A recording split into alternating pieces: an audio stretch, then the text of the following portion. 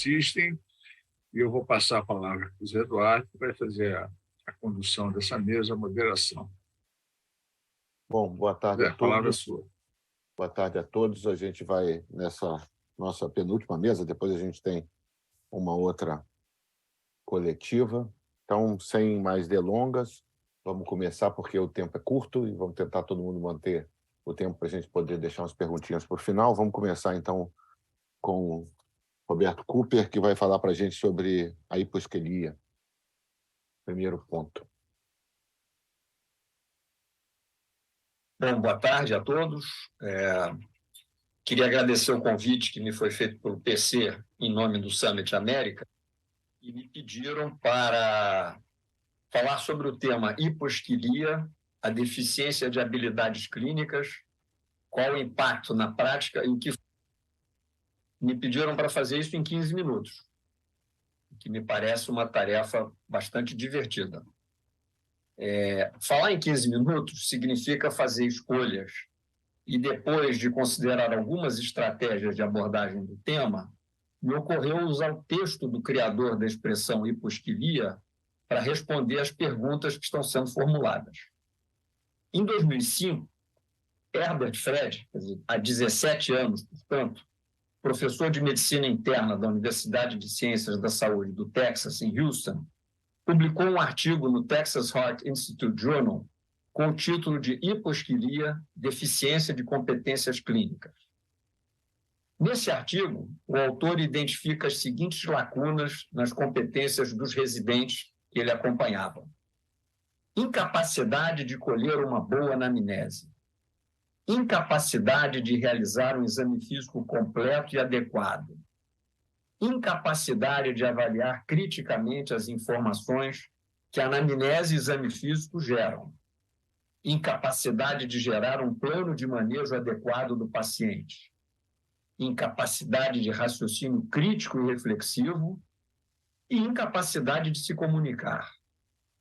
Mas esses mesmos médicos são pródigos em pedir exames complementares, desconhecendo quais exames solicitar, em que momento e sequência. Para piorar, eles não conseguem analisar os resultados com base no paciente, que eles não conhecem em função da lista de incompetências que eu acabei de citar, e se tornam médicos orientados para exames e números e não para o paciente. Tratam laudos, não pessoas. Isso tudo é do artigo. Esse é o cenário que define a hiposquilia. Parece familiar a vocês? Vamos às causas. O autor considera a formação médica a principal causa dessa patologia. Atribui o surgimento da hiposquilia a uma formação baseada em sessões clínicas, discussão do caso clínico olhando o prontuário, com um total distanciamento do aprendizado na beira do leito. Ele comenta que esse aprendizado, feito em cima de relatos, de papéis, de exames, longe do leito, é a principal causa da hiposquilia.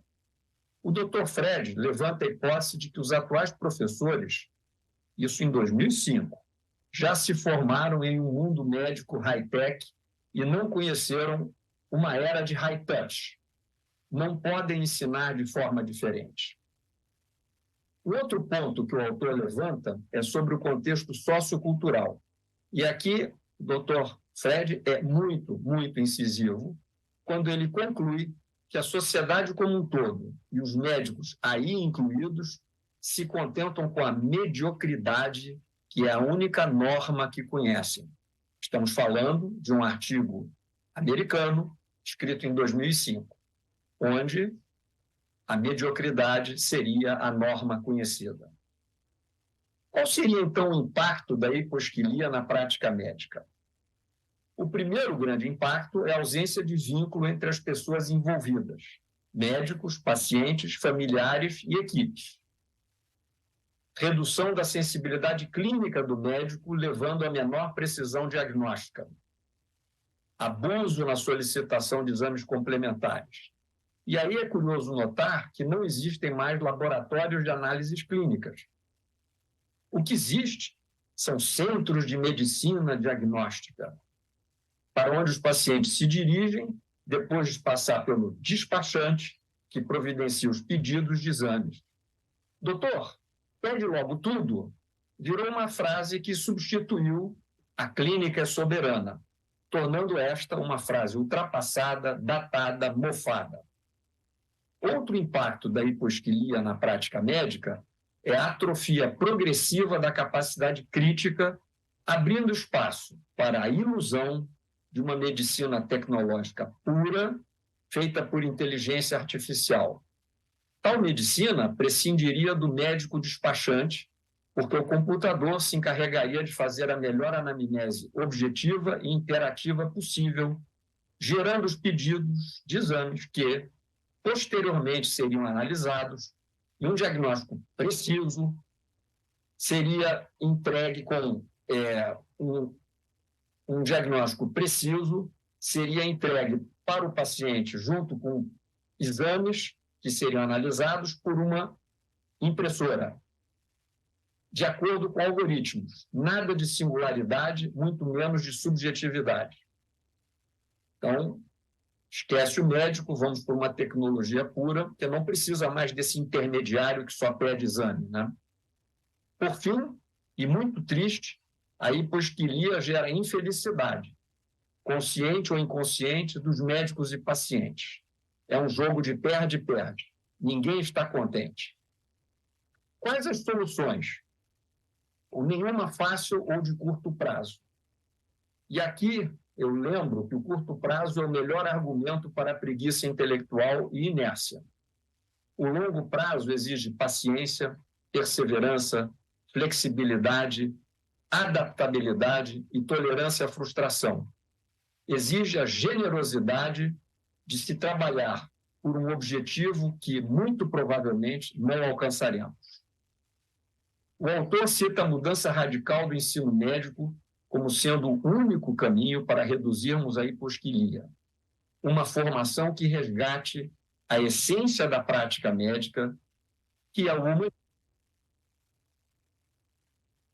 No Brasil, só para a gente lembrar, e a gente talvez nem se dê conta disso, temos 355 faculdades de medicina, oferecendo 35 mil vagas.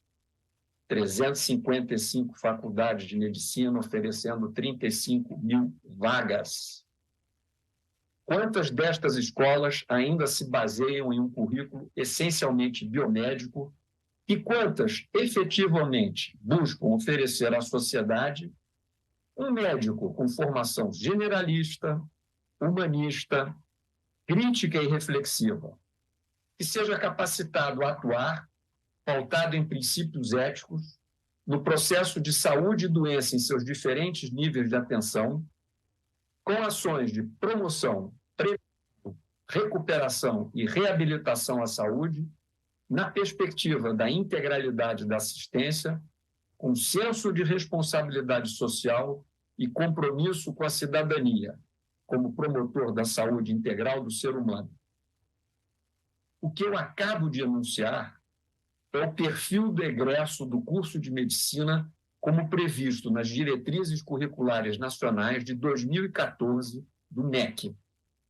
Então, nós temos claramente definido pelo MEC qual é o médico que a gente quer formar, que é esse que eu acabei de enunciar. Será que é isso que a gente está fazendo nessas 355 faculdades de medicina? Aí eu vou além da formação médica como busca de soluções para a hiposquilia.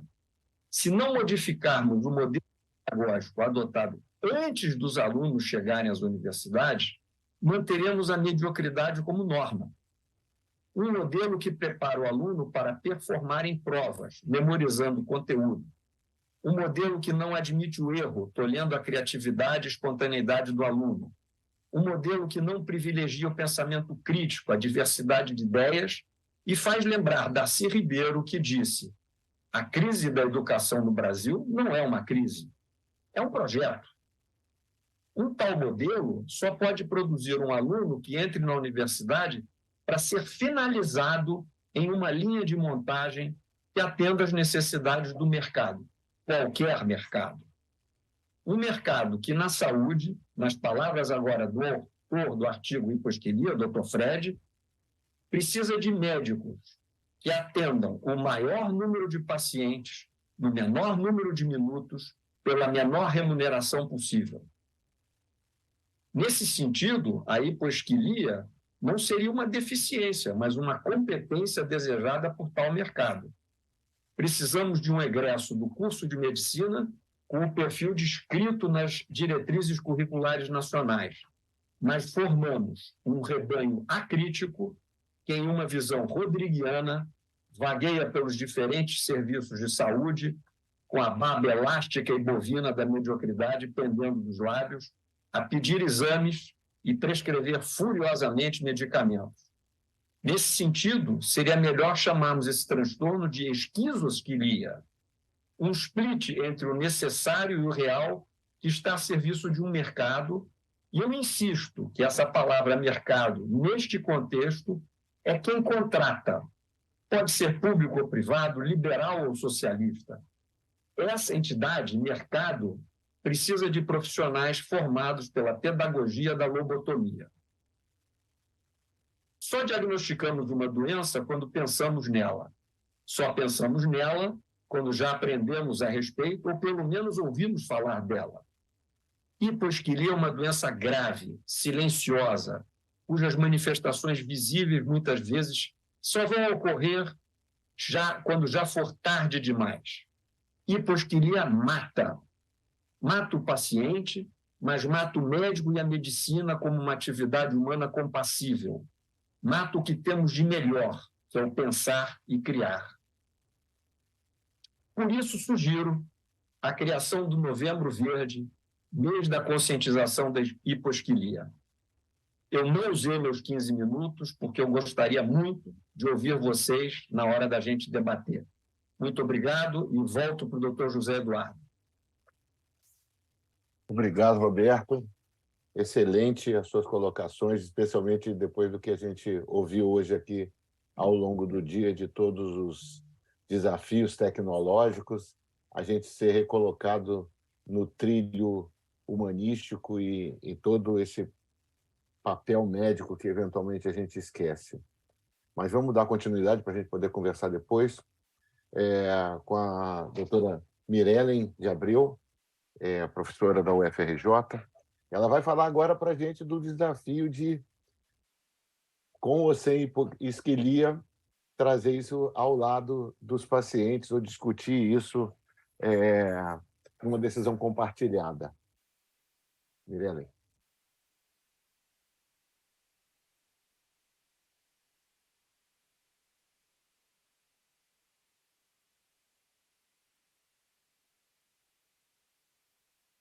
Não, o seu microfone não está aberto. A tela está compartilhada parcialmente, mas o microfone não está aberto. Agora está ótimo. E agora? Agora está ok. Estão me ouvindo? Podemos começar. Sim, tá sim. Bom, boa tarde mais uma vez, muito obrigada a todos, muito obrigada aos organizadores do evento pelo convite. O tema que me foi proposto foi Educação para o Engajamento do Paciente, Decisão Compartilhada. Qual a importância disso? Então, eu trago aqui uma mini referência daquilo que eu faço e por que eu estou aqui com esse convite. Eu sou médica formada pela Universidade Federal Fluminense, reumatologista pela UERJ, sou mestre e doutora pela Unifesp e pós-doutorado pela Universidade de Harvard, onde venho desenvolvendo desde esse período de mestrado e desde então eu venho trabalhado com a temática da decisão compartilhada e a participação do paciente no processo decisório. Atualmente eu sou professora de reumatologia da UFRJ, e também sou membro do Comitê Executivo da Divisão de Pesquisa do Hospital Universitário Clementino Fraga Filho. Eu não tenho qualquer conflito de interesse para essa apresentação e, então, vamos ao tema, né? Educação para o engajamento do paciente, decisão compartilhada. E, para isso, eu gostaria de definir, né, o que é engajamento. Eu fui ao dicionário A definição do Dicionário Livre diz que engajamento é o ato ou efeito de participar de forma colaborativa e comprometida com alguma coisa ou alguma ideia. Também engajar é incluir pactos, é comprometimento. Então, aqui já começamos a introduzir o nosso tema, né? Comprometimento do paciente. Pactos estabelecidos com o paciente, e aí, então, para que se execute a decisão compartilhada. O que é decisão compartilhada?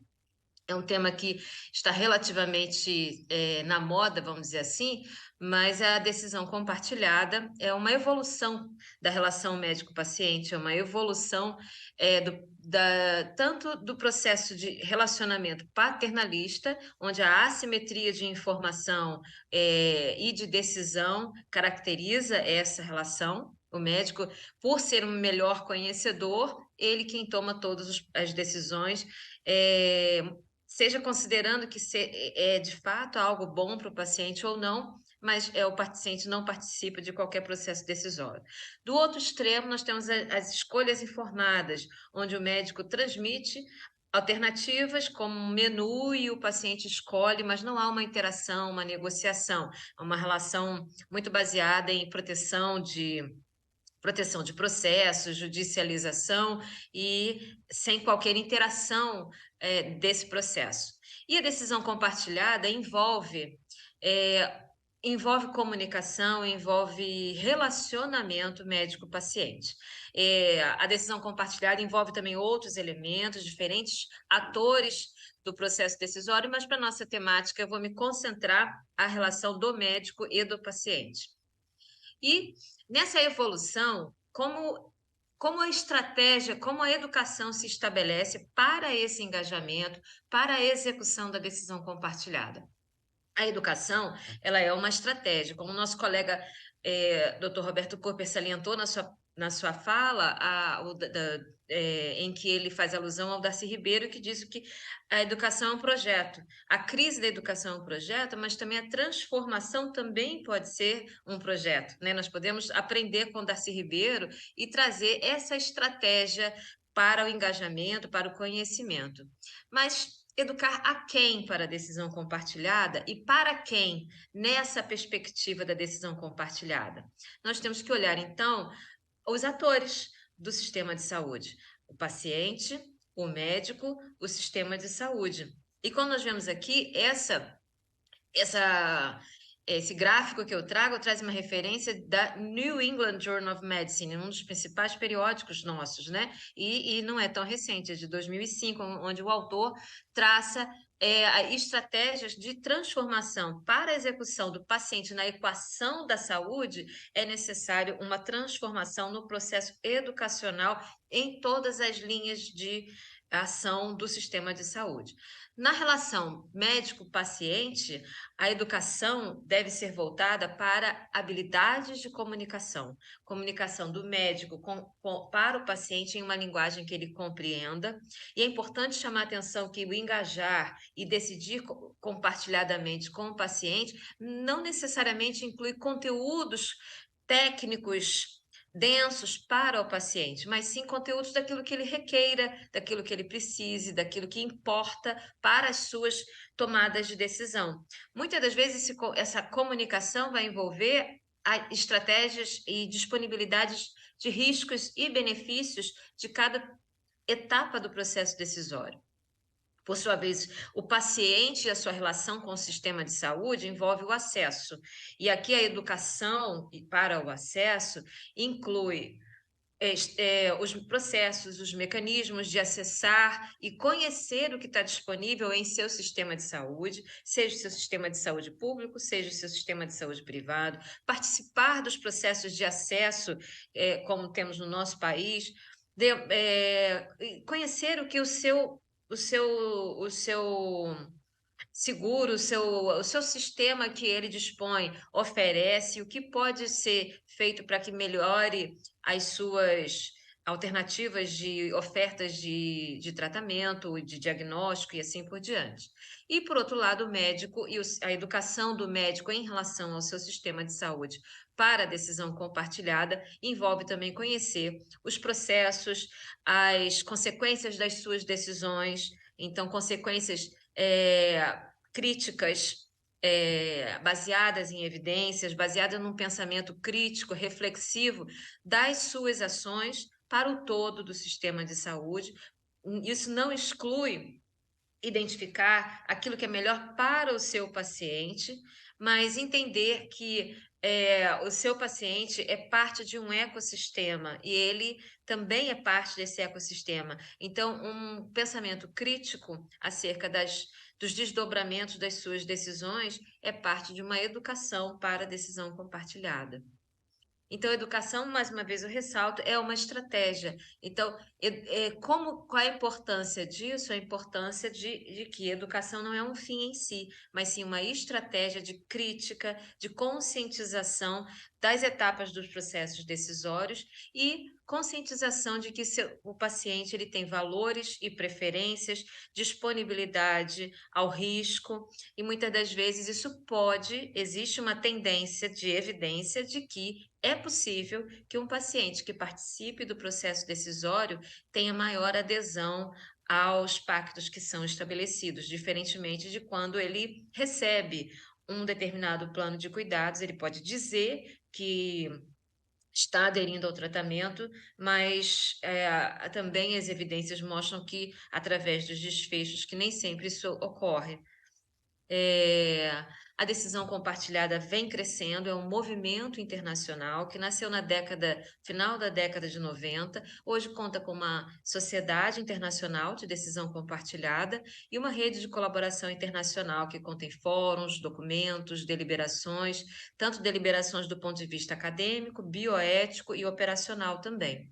Essa sociedade, então, toda essa rede de colaboração, desde 2008 a 2011, sedimentou uma agenda de trabalho para implementação, envolvendo diversas ações, como barreiras, quais são as barreiras e facilitadores, quais seriam os mecanismos de implementação, competências, impacto econômico nos diferentes sistemas de saúde, a adaptação dos conceitos de decisão compartilhada nos diferentes sistemas de saúde e, por sua vez, também métodos de ensino para o paciente e para a formação de um médico que esteja apto a se comunicar na perspectiva da decisão compartilhada. Dentro disso, aqui em 2011, nós participamos do suplemento Decisão Compartilhada no Brasil, e aqui traçamos uma história e os processos que estariam acontecendo no Brasil, diferentes nichos, né, nacionais que têm sido estabelecidos. Posteriormente, em 2017, um avanço dessa rede, teve um novo suplemento com novos países contribuindo e estruturando como que a decisão compartilhada tem sido refletida à luz dos respectivos sistemas de saúde, e mais uma vez aqui participamos no Núcleo Brasil, colocando principalmente os avanços do ponto de vista regulatório, orçamento participativo, os desdobramentos e mudanças do Código de Ética Médica, reconhecendo a autonomia do paciente, são avanços brasileiros, assim como diferentes países também apresentam seus avanços. E em 2022, esse ano, na Dinamarca, teve um novo encontro da Sociedade de Decisão Compartilhada, em que estabeleceu-se um consenso básico para a definição de decisão compartilhada. Dentro desse conceito, coloca-se que a decisão compartilhada como uma colaboração entre paciente e médico, quando as decisões devem ser tomadas sobre diagnóstico, tratamento, cuidado ou acompanhamento, e de um modo que seja preferível para o paciente, ou seja, na sua perspectiva. Isso inclui informações baseadas em evidências, incluindo opções, benefícios, danos, incertezas, e o desenvolvimento de instrumentos físicos para o apoio ao aconselhamento de pacientes num cuidado longitudinal. Então, em resumo, o que esse consenso nos traz é que a decisão compartilhada, ela envolve todas as etapas do processo decisório para o plano de cuidados de paciente, e qualquer uma dessas etapas é plausível de se executar a decisão compartilhada.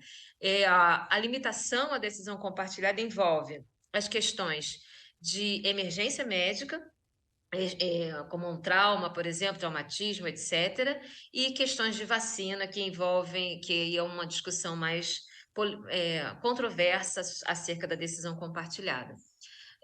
Tirando esses dois aspectos, não tem qualquer outro aspecto da decisão, do processo de decisão que não seja plausível a execução da decisão compartilhada. E aqui, nesse ano, então, 2022, nós tivemos um conjunto de ações e apresentamos também ações concretas no âmbito do ensino e na reforma curricular, o que nós temos desenvolvido no âmbito institucional, e aí diferentes atores da minha instituição participaram, assim como contribuições da Associação Brasileira de Ensino Médico, que deu o seu olhar crítico para esse documento, que foi publicado em conjunto com o capítulo, o suplemento da International Society for Shared Decision Making. Então, aqui colocamos que as ações da medicina narrativa como um elemento, uma estratégia para o pensamento crítico, a escuta atenta, laboratórios de comunicação, bem como o desenvolvimento de instrumentos de apoio à decisão ao paciente, para que ele possa refletir sobre as questões que estão diante das decisões e os potenciais desdobramentos, para que ele possa incitar seus valores, suas preferências, sua disponibilidade ao risco e participar da decisão, então. Portanto, educação para o engajamento do paciente em decisão compartilhada, qual a importância disso? E como educadora, eu trago aqui a resposta à pergunta, devolvendo outra pergunta. Então, eu trago um texto do filósofo George Canguilhem, que é bastante conhecedor da educação médica, do ensino médico, e nesse livro, Writings on Medicine, ele tem esse capítulo que trata da pedagogia do processo de cuidado e de cicatrização. Eu trouxe um trecho desse capítulo, em que ele pergunta qual é o valor do adoecimento em relação ao processo de cicatrização e cuidado, e qual a sua implicação na relação médico-paciente. Tendo em vista que as doenças crônicas não curáveis, a pauta principal é a qualidade de vida e a adaptação e a vida, melhoria das condições de vida, do estado de saúde, e não necessariamente a cura. E essa é a realidade. E, por outro lado, a expectativa do paciente de procurar o médico em busca de cura, como que se estabelece esse processo de relação médico-paciente, em que, por princípio, a expectativa do paciente já vai ser frustrada em não ter cura, e sim de ter uma melhoria de sua qualidade de vida. E, então, ele traz essa interrogação de que esclarecer ao médico e ao paciente da impossibilidade de cura, mas sim de cuidado, é necessário também despir de uma divindade de resolução total, mas e sim de diminuir a assimetria nas relações e trazer uma habilidade de identificar com escuta atenta quais são as necessidades reais, quais são as necessidades referidas e as necessidades percebidas do paciente, que vão muito além da dor que ele vai nos sentar adiante do nosso consultório, e essa dor tem implicações muito mais amplas, e são a essas que devemos tentar aprender a acessar para trazer o paciente para um cuidado pactuado, engajado e compartilhado. Então, muito obrigada, espero ter atendido a pergunta que me foi feita, e também fico à espera dos próximos comentários com os colegas. Irene, obrigado por atender a pergunta tão difícil dentro do tempo. A gente vai dar continuidade aí com o meu amigo Márcio. A gente não se vê há tanto tempo só por computador, né? que vai falar para a gente. O Márcio é diretor de pesquisa e desenvolvimento da IPMED, e ele vai trazer para a gente novas perspectivas da avaliação de desfechos de governança clínica e hospitalar. E eu acho que talvez seja uma oportunidade para, no modelo de close loop com que foi colocado, trazer de volta as informações necessárias, talvez ajudar a educação dos médicos e ajudar a educação dos pacientes com informação que talvez esteja faltando para a gente. Márcio, com você. Boa tarde, Zé. Boa tarde, PC. Um prazer enorme estar aqui com vocês nessa mesa tão interessante, participar desse evento mais uma vez. Deixa eu compartilhar aqui minha tela.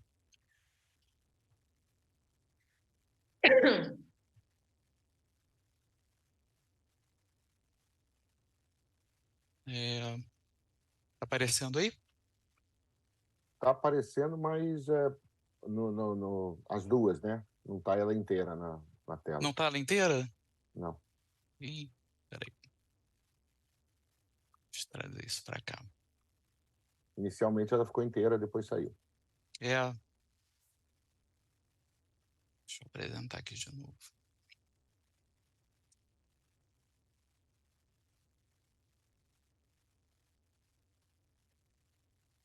Vai agora?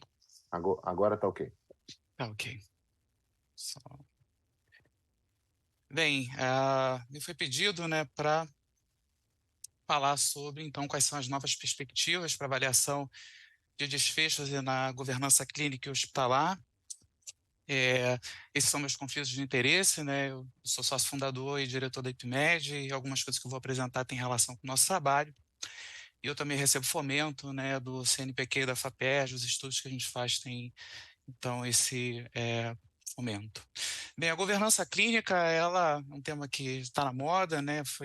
Mas já existe já há bastante tempo, iniciado no sistema de saúde inglês, no NHS, nos quais nós, profissionais de saúde, devemos estar totalmente envolvidos, engajados para manter e melhorar a qualidade dos cuidados que nós prestamos aos pacientes, e a gente também tem a responsabilidade de garantir que esse sistema resulte nessa melhoria de qualidade, tem a responsabilidade, né, com os pacientes, não só eles, mas os seus familiares e a sociedade como um todo, né? Por que é importante a gente falar de avaliação de desfechos, né, na perspectiva de governança clínica e hospitalar, né? Se nós tomarmos, por exemplo, o modelo danabediano de avaliação de qualidade em saúde, né, nós vemos que os desfechos é o principal ponto que realmente importa para o paciente, né? Não só para ele, para os familiares, porque ele reflete os resultados dos cuidados prestados, né? E eles também é que vão orientar todas as modificações, né, as implementações de estrutura e de processos que nós precisamos ter dentro das nossas instituições para garantir, então, os melhores resultados para os pacientes, né, com a melhor eficácia e eficiência possível, né? Esse aqui é um estudo clássico, né, na Science de 1998, publicado pela Carolyn Clancy e o John Eisenberg, em que ele é um divisor um marco, né, divisor importante na pesquisa de desfechos, né, em que eles propõem a transição de uma visão clássica, que era muito focada em desfechos duros, né, mortalidade, eventos bem definidos, facilmente mensuráveis, um conceito mais abrangente, mais contemporâneo, em que, além desses desfechos clássicos, são acrescentados, né, desfechos reportados pelo próprio paciente, né, medidas de qualidade de vida, de percepção de saúde, preferências de tratamento, satisfação, né, com cuidado e indicadores de qualidade, por exemplo. A governança clínica, ela tem classicamente 6 pilares, né? Algumas publicações elas dizem que são 7, mas em geral a classificação mais aceita que existem 6 pilares, né, da governança clínica, e dentre eles pelo menos 4 têm relação direta com a avaliação de desfechos, né? Que é a transparência dos resultados, a avaliação da efetividade da intervenção clínica, auditoria clínica e, obviamente, a gestão de riscos adversos, né? E a avaliação dos desfechos ela é essencial, né, para os principais entregáveis no modelo de governança clínica, que envolve a aprendizagem, né, o compartilhamento do conhecimento produzido, né, a melhoria da qualidade do cuidado assistencial e também, né, a busca na excelência nos desfechos, né? E quais são as novas perspectivas na avaliação dos desfechos? Bem, na minha perspectiva, né, nós estamos vivendo um momento que ele é transformador na avaliação dos desfechos, né? Essa era que a gente está vivendo, que é a era do Big Data, e que se utiliza, né, de métodos novos de análise, né, que são os métodos que envolvem machine learning, deep learning e dos processamentos de linguagem natural. Né?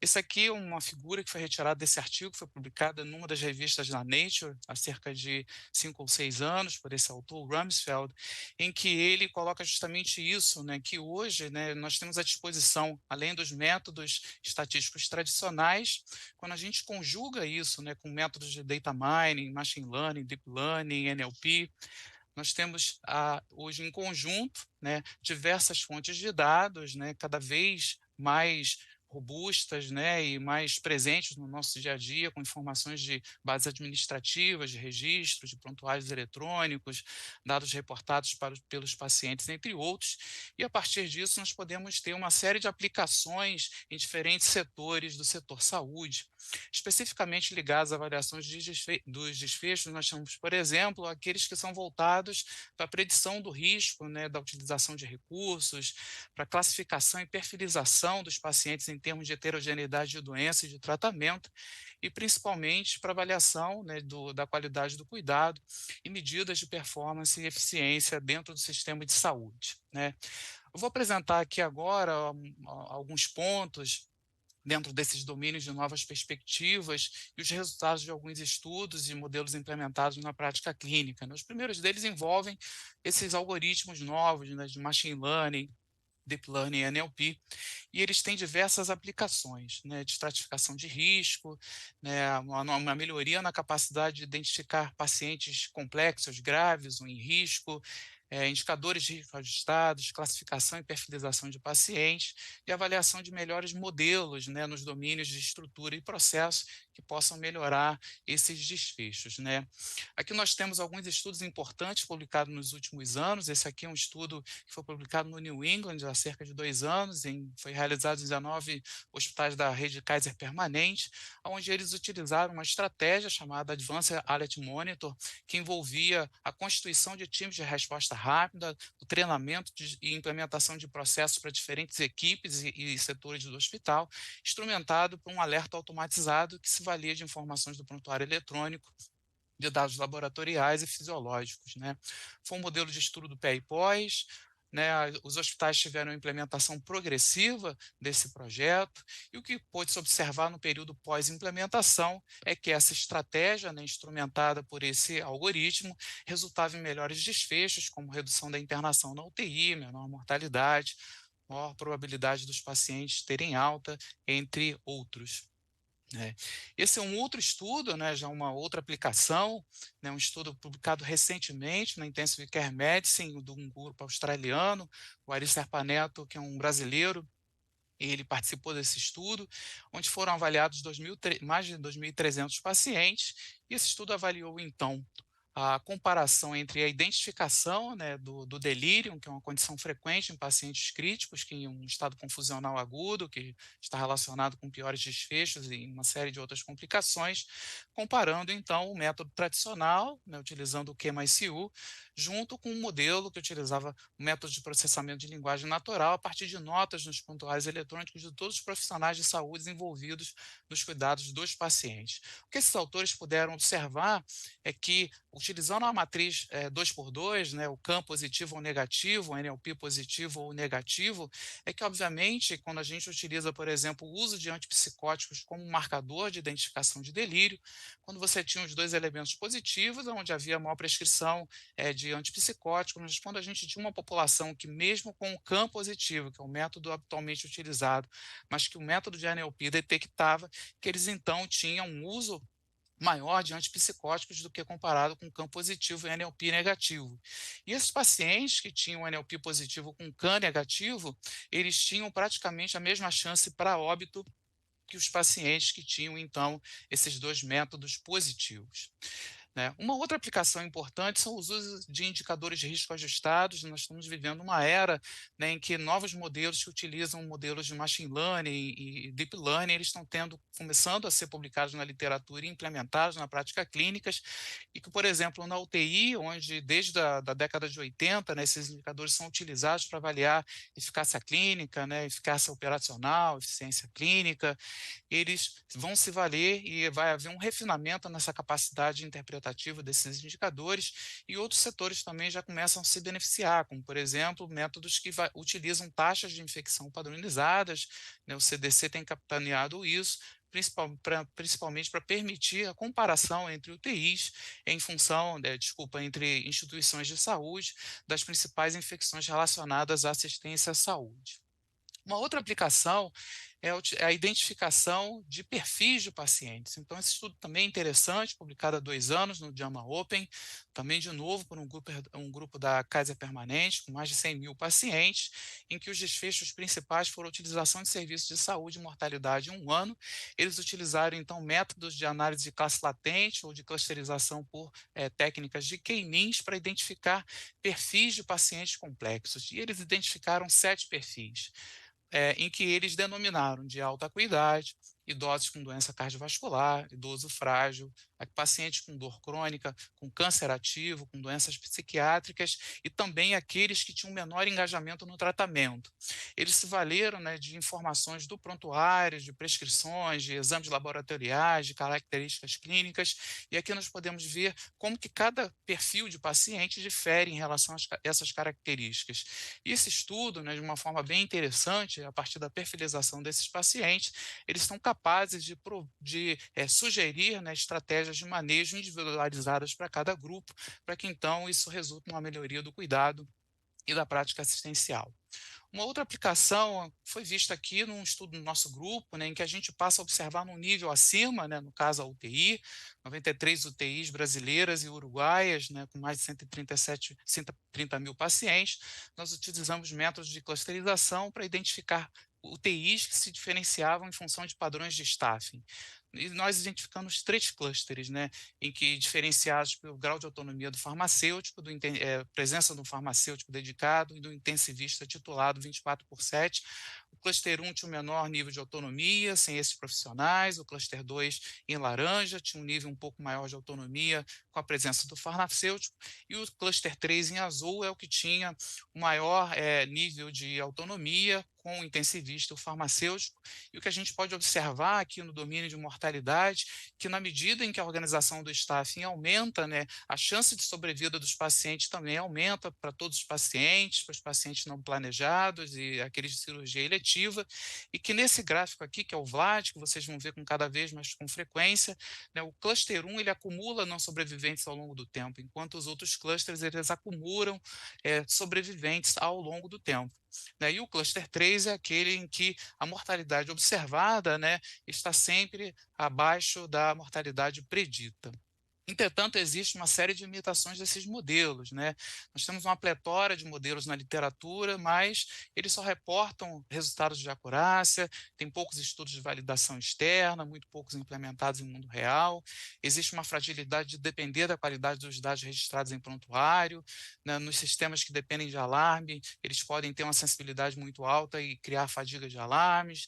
Tem uma confiança muito grande de resultados que podem ter equivocados, isso pode causar risco aos pacientes, existe uma incerteza, né, de qual o impacto real no cuidado e desfecho, e existe uma fragilidade no modelo de estudo, que geralmente é do tipo pré e pós.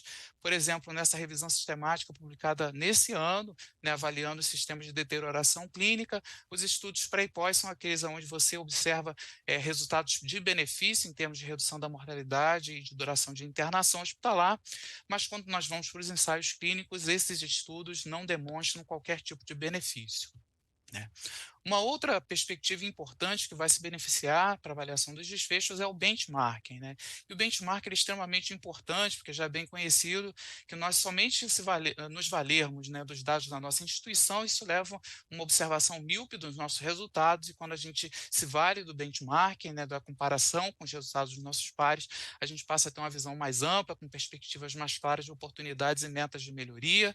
Isso aqui foi um comentário que nós publicamos há cerca de 4 anos, né, em que a gente trabalha justamente na perspectiva futura do benchmarking e que a tecnologia vai permitir, por exemplo, que outros tipos de desfechos, né, e principalmente desfechos centrados nos pacientes, né, nós vamos nos valer de fontes de informações diversas, né, em crowdsourcing, que nós vamos falar daqui a pouco também, e que nós vamos evoluir para modelos que são real-time, que permitem a utilização do benchmarking em diferentes níveis, comparações internacionais e identificações daqueles que têm melhor desempenho para melhorar a nossa qualidade assistencial e impactar nos desfechos. Uma outra aplicação importante do benchmarking foi vivida, por exemplo, no tempo da pandemia. Essa é uma iniciativa que nós temos na IPMED junto com a AMIB, né, que é a Associação de Medicina Intensiva Brasileira, onde numa ausência de dados da Covid em geral. Márcio, um minutinho, Márcio. Pois não, já estou terminando. Em conjunto, né, com uma ausência completa de dados brasileiros, nós disponibilizamos aqui dados de benchmarking da comunidade brasileira que permitiram a implementação de diversas medidas de cuidado e de orientação de organização das instituições. Por fim, né, essas novas perspectivas envolvem, né, avaliação em tempo real cada vez mais e a utilização de crowdsourcing.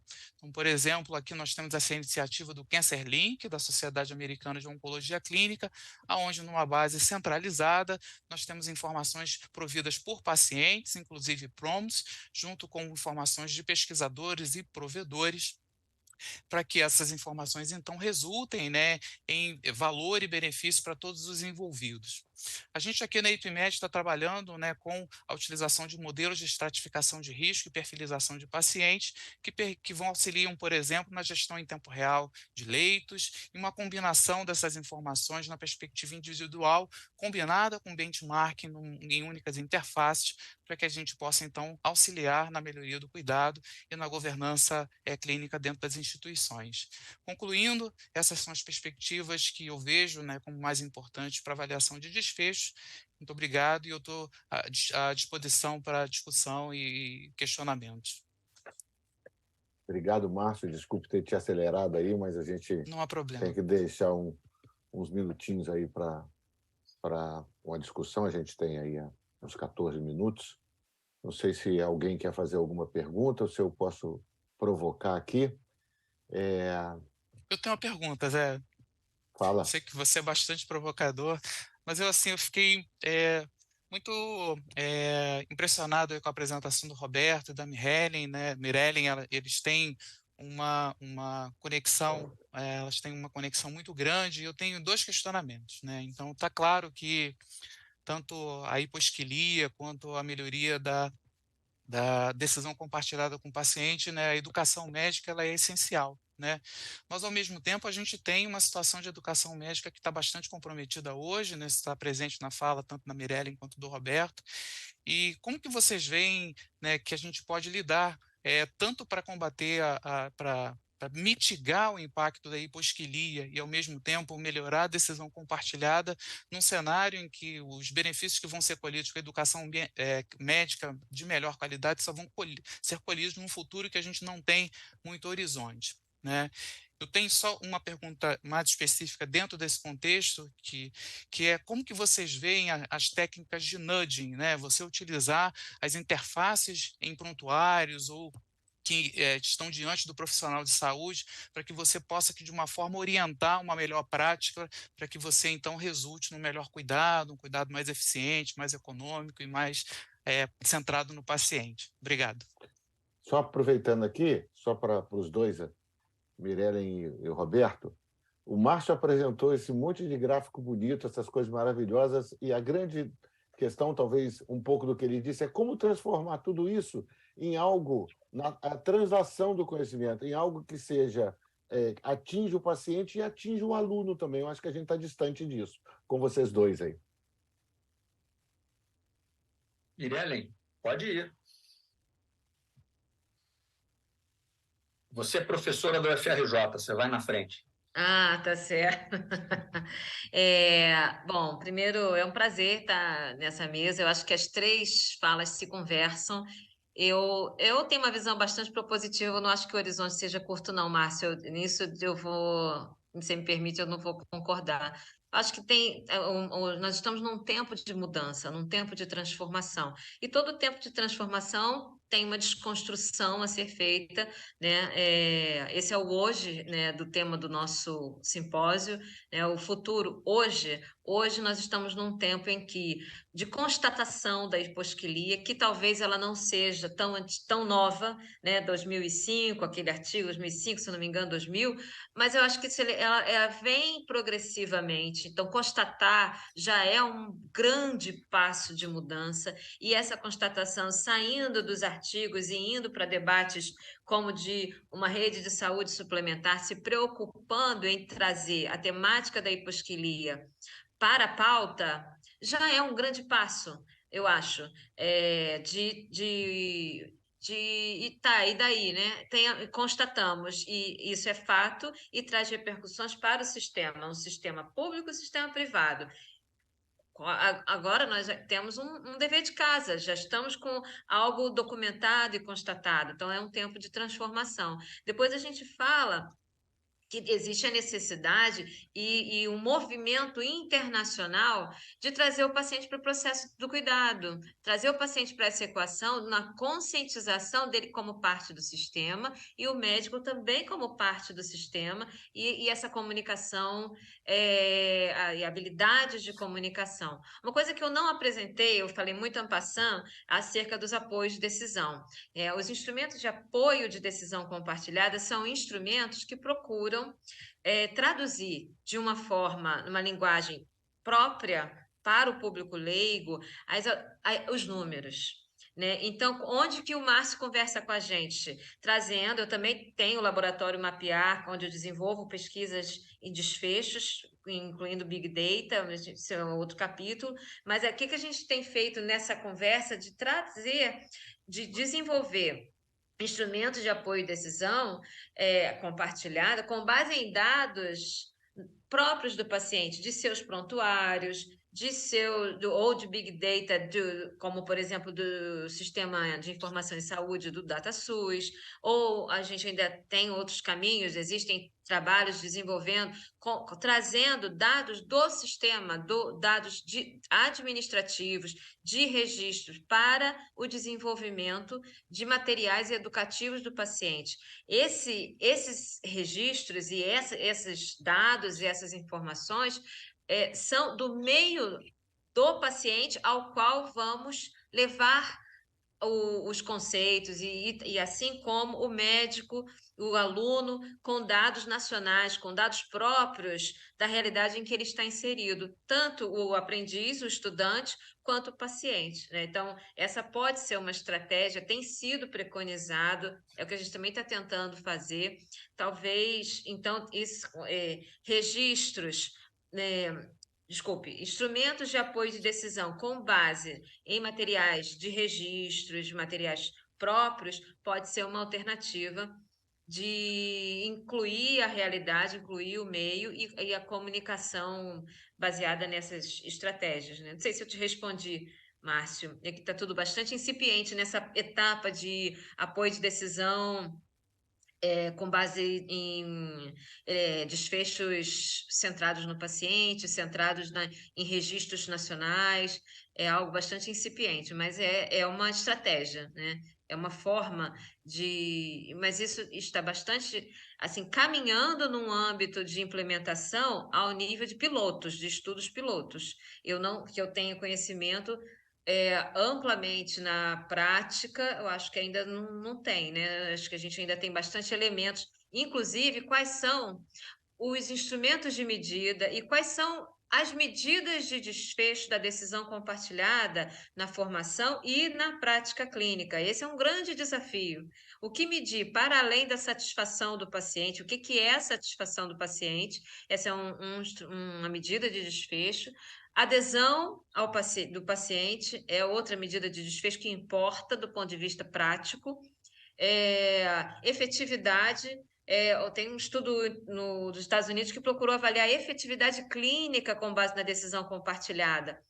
E o grande desafio é identificar o que é efetividade na perspectiva da decisão compartilhada. Então, o momento que a gente está hoje na decisão compartilhada é identificar o que medir, né, do ponto de vista da efetividade para o sistema de saúde, incluindo aí a efetividade clínica das respostas dos tratamentos e das propedêuticas. Esse é um grande desafio. Eu queria fazer 10 segundos de resposta e uma pergunta para você, Márcio. 10 segundos de resposta, não sei, não tem resposta.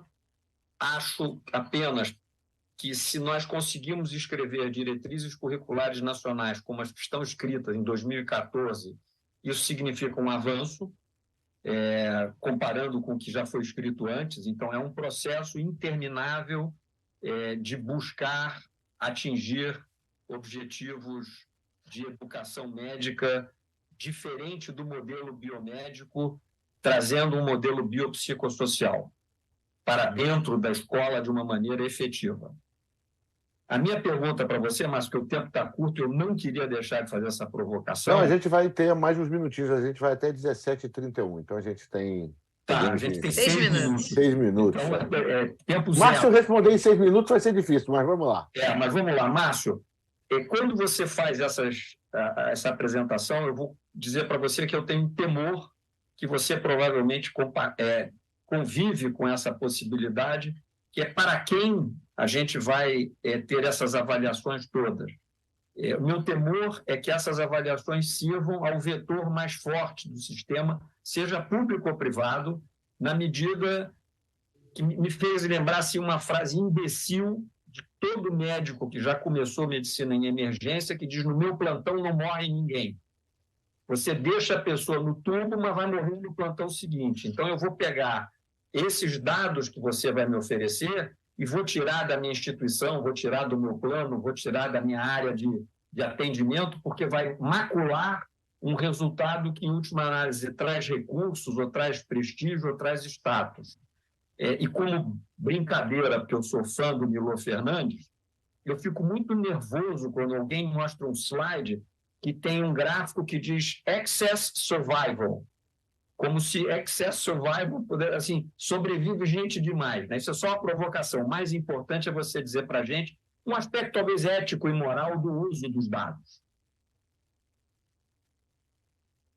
Essa pergunta tem diferentes perspectivas, né? Pelo que eu entendi, existe uma preocupação de que possa haver algum tipo de mau uso da informação, quer seja da informação que entra, quanto que a informação que é utilizada, né? Se a gente olha para a governança clínica especificamente, né, um dos pilares envolve a transparência dos resultados, né? E o outro pilar envolve a auditoria clínica, né? Então, num sistema como, obviamente que mesmo em sistemas de saúde mais maduros, né, vamos pegar, por exemplo, o sistema americano, que as informações são compartilhadas, existe uma corrente solidária não estou dizendo que é um sistema mais eficiente ou menos eficiente, mas é um sistema mais maduro com o uso da informação e desses indicadores pelos diferentes stakeholders, né? Esse sistema, obviamente, ele se move em direção onde há o incentivo ou a penalidade, né? Então, e você só vai conseguir melhorá-lo, né, a partir do momento em que você reforça a transparência de resultados, que você melhora a qualidade da auditoria desse dado e que você, né, discute entre as partes, e aí eu acho que é a questão mais difícil, aonde você coloca, né, as vertentes de incentivo do sistema, né? Então, o exemplo clássico foi quando, né, tiveram todas as medidas voltadas, né, à sepsia, infecção grave, né, que é frequente nos hospitais, e existe uma questão de tempo da intervenção no paciente com sepsis para que melhore o desfecho desse paciente, né? Então, diversos estados americanos desenvolveram políticas de incentivo, né, para que você tivesse aderência às medidas e tiveram um modelo de pagamento com melhor desempenho e até de remuneração maior para um doente com sepsis que tinha maior complexidade. Existe um artigo, não me lembro muito bem um artigo, acho que foi no JAMA, se eu não me engano, em que mostra um desvio grande, né, do aumento desproporcional de notificações de casos de sepsis em relação, por exemplo, aos pacientes com uma pneumonia de menor complexidade, né? Então, porque houve um incentivo direcionado, né, voltado para o paciente com sepsis. Então, essa questão, ela sempre vai existir. A tecnologia, né, ela, por um lado, né, ela pode ser um grande facilitador, né? Se você tem um sistema onde as diferentes partes envolvidas, né, você consegue achatar a hierarquia do acesso e do uso dessa informação através do compartilhamento, isso é uma das formas de você trazer uma certa regulação para isso, né? Mas o ser humano é sempre criativo, né, Roberto? A gente sabe disso. Vide Freakonomics, né? Aqueles caras que ficaram... Exatamente, né? Ele foi Freakonomics é divertidíssimo. ótimo para isso. Você premia uma coisa, o cara vai e faz um comportamento... Exatamente. Tá bom. Incrível, né? Essa literatura é maravilhosa, isso que você citou. Ok, gente. Então, acho que estamos chegando aqui no fim, 17h30, tem mais um minutinho. O pessoal da organização pediu para a gente permanecer na sala, que a gente vai ser colocado na outra sala magna. A gente vai ter agora a conferência magna com a Margareth Dalcomo e o Arnaldo Goldenberg, eles vão estar na sala magna, então eles pediram para a gente esperar aqui. E eu vou passar agora para a Adriana Bittar, lá no palco central, se a gente pode chamar assim, em que ela vai convidar a gente para outra sala e convidar os outros. Então, queria agradecer a todos aí o tempo disponibilizado por vocês, a excelência das apresentações. A gente sempre aprende, é ótimo ficar aqui de moderador, que eu não tenho trabalho nenhum, só aprendo, quem trabalha são vocês. É sempre maravilhoso assistir isso aqui e espero que a gente se encontre em breve. Se não for por aqui, idealmente pessoalmente. Muito obrigado, gente. Tchau, tchau. E vamos Tchau, permanecer Prazer. aqui até Obrigada.